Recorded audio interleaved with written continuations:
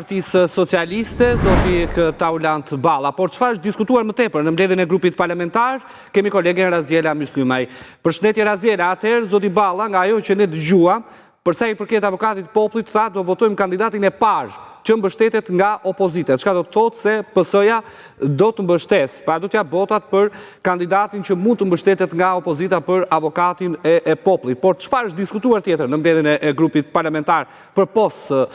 përgjigjes që dha për avokatin e popullit?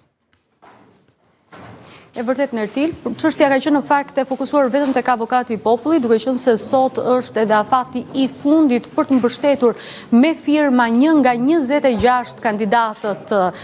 për avokat të popullit, të cilët kanë shprehur interesin dhe sigurisht kanë kaluar edhe në filtrin dhe janë dëgjuar edhe në komisionin e ligjeve. Socialistët nuk kanë një emër që do ta mbështesin me firma, por zoti Balla tha se në respekt edhe të traditës shumë vjeçare që parlamenti ka ndjekur,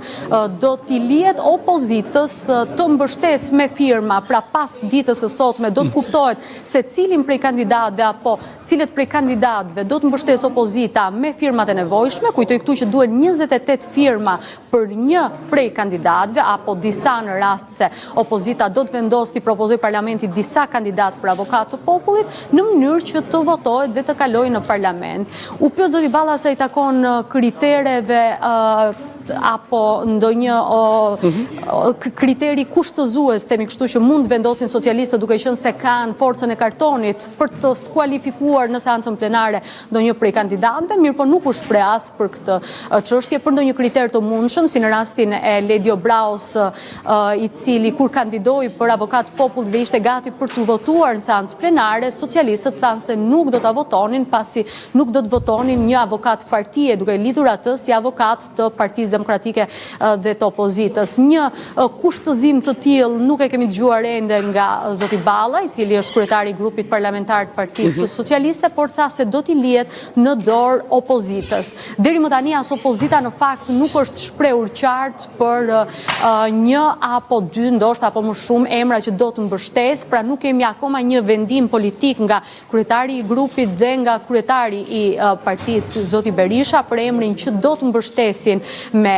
firma. Megjithatë, çdo gjë do të shihet dhe do të zbulohet pas ditës së sotme, pasi 2 dhjetori, siç e thash, ishte edhe afati i fundit, është edhe afati i fundit deri sot në orën 12, pra që deputetët, grupet parlamentare kanë mundësi të mbështesin ndonjë prej kandidatëve me 28 firma. Më pas do të kalojnë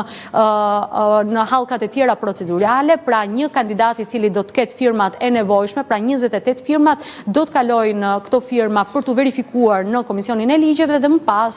do të përcaktohet një ditë për ta futur zgjedhjen e avokatit popullit në rendin e seancës plenare, që besoj do të jetë brenda këtij muaji. Por zoti Balla tha, kur pyet me insistim nga ne gazetarët sa i takon zvarritjes në fakt që ka patur procesi i avokatit të popullit, nëse do të votohet apo jo brenda dhjetorit, pak po e sigurt është ta se do të votohet brenda këtij sesioni parlamentar, pra nuk dim nëse mund ta interpretojmë se mund të ketë ndonjë hapësirë për ta rikthyer edhe një herë procesin e avokatit popullit nga fillimi, pasi mazhoranca, e cila ka edhe forcën e kartonave Nertil, mund që të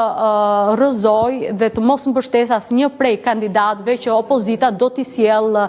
në tryezë, themi kështu, dhe do t'ia paraqisë seancës plenare për votim. Ky ka qenë diskutimi kryesor. Po përsa i përket çështjes Ballukut, cili ka qenë qëndrimi i grupit parlamentar të Partisë Socialiste për post, le të themi, kryeministrit Edi Rama, pasi sot pritet një vendim, në fakt, nga gjykata kushtetuese? Nuk ka patur një diskutim, sigurisht që nuk mund të ketë një diskutim për çështjen Balluku në grupin parlamentar, përpos faktit që pasi është palë kryeministri Edi Rama në këtë proces dhe është ai që po e ndjek në gjykatën kushtetuese, e ka ankimuar me firmën e tij dhe sigurisht që grupit parlamentar nuk i mbetet gjë tjetër veç se të ecë në të njëjtën linjë që po ecë edhe kryeministri Edi Rama. Zoti Balla u pyet edhe për këtë çështje, por sigurisht që u shpreh në të njëjtën mënyrë që është shprehur edhe kryeministri, se gjë GKK-ja dhe SPAK-u kanë kaluar kufirin e kompetencave të tyre duke pezulluar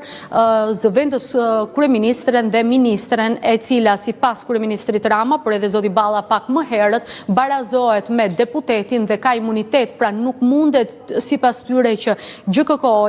dhe SPAK, pra me kërkesë prokurorisë posaçme, gjykata e posaçme pas vendosi edhe pezullimin nga funksionet e saj të zonjës Balluku, të dy funksioneve më të rëndësishme në vend, siç është numri 2 i qeverisë, zëvendës kryeministre dhe ministre e energjisë dhe infrastrukturës. Megjithatë këtë diskutim dhe ngërç ligjor politik, besoj do ta zgjidhë gjykata kushtetuese e cila pritet të shprehet sot sa i takon çështjes Balluku pas ankimimit të bërë nga kryeministri Edi Rama. Nëse gjykata kushtetuese në Ertil do ta marrë në shqyrtim çështjen Balluku, atëherë do duhet të shprehet edhe për kërkesën tjetër që ka patur kryeministri Edi Rama për të pezulluar vendimin e GKK-s sa i takon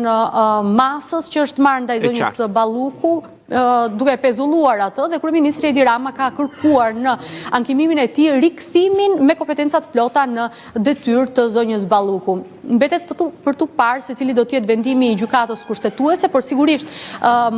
vendimi i gjykatës kushtetuese për masën është një tjetër gjë, pra për pezullimin, për ta rikthyer atë në detyrë është një tjetër gjë dhe ndoshta do të mund të merret edhe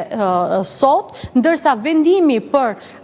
zgjidhjen e ngërçit, për përplasjen e kompetencave që kryeministri Rama pretendon mes GKK-s dhe kryeministrit në këtë rast është një tjetër gjë dhe do të jetë një vendim në vazhdimsi pasi të shqyrtohet nga trupa e gjyqtarëve. Faleminderit Raziela për të gjitha këto informacione.